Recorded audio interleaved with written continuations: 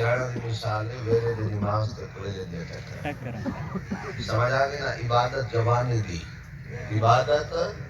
جوانی دی ویرے دی نماز تے کوئلے دی ٹکرا لیکن ذکر علی ایسا ذکر ہے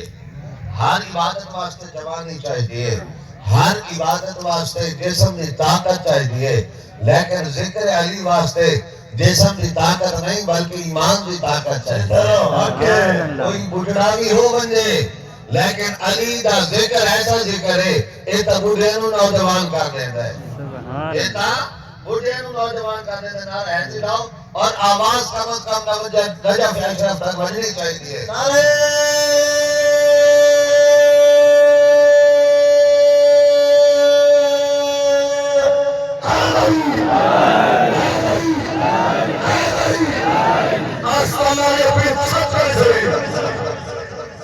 کیونکہ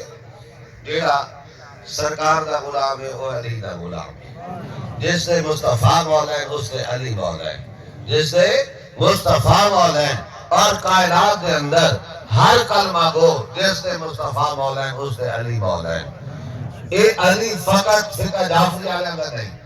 اے علی فقط دیوبندیاں کا نہیں اے علی فقط اہل حدیث کا نہیں اے علی فقط بریلیاں کا نہیں اے علی اس کا ہے جیڑا مصطفیٰ نو مولا منیندا ہے علی اس کا ہے جیڑا مصطفیٰ نو مولا منیندا ہے علی اس کا مولا ہے جس کا مصطفیٰ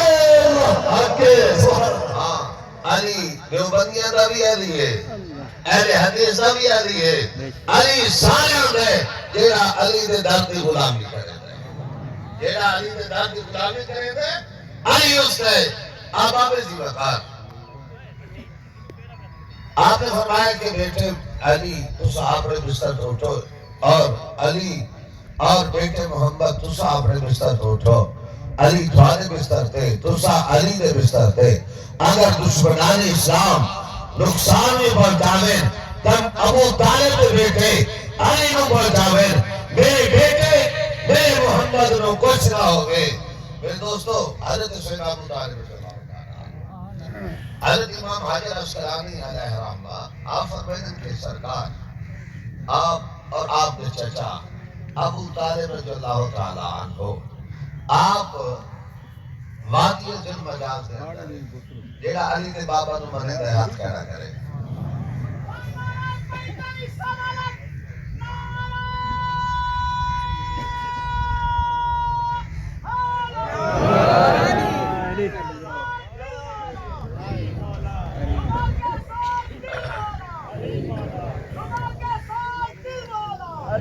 ایک باری بات ہاتھ کھڑا کرو جڑا علی دے بابا نو منے دے سارے منے دے اچھا علی نام ہی ایسا ہے علی نام ہی ایسا ہے علی دے بابے نو نہ منے سو تا کتنے ویسوں گل ہے ہو دے کو سر تے علی دے ماتھے لگ رہا ہے کہ کوئی رستہ ہے علی تو بغیر جنت وچ ونجن دا علی تو بغیر بغض علی رکھ کے جنت وچ کہڑے رستے نال ویسے اگر جنت وچ ونجنا چاہندا ہے تے علی دی غلامی کرنی پوسی علی دی نوکری کرنی پوسی بھاوے دل نال کر تے بھاوے اتو کر